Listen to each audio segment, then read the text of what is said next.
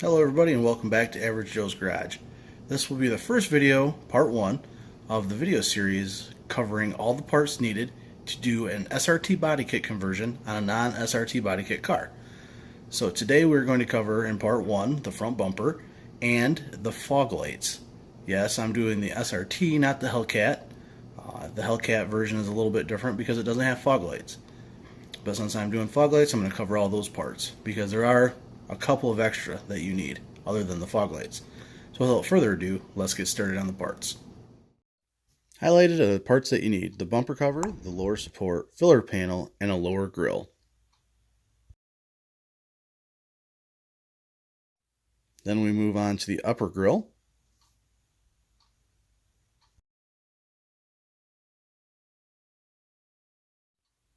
Then you will need to get yourself a fog light bezel if you went the way that I went. One for the right, and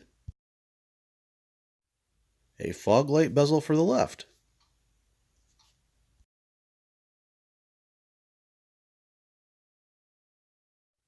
To go along with the bezel, you'll need a bracket for the fog lamp, which will be one for the right, and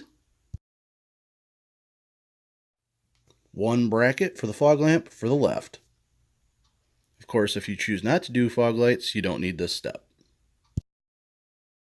However, doing fog lamps, you're going to need to buy 2 of the fog lamps, one for the right and one for the left.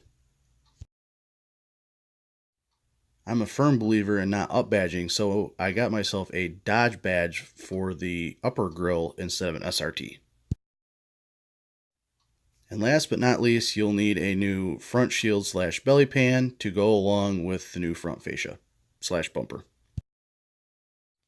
And when everything is said and done, you go from mild to wild. I hope this helps some of you guys out.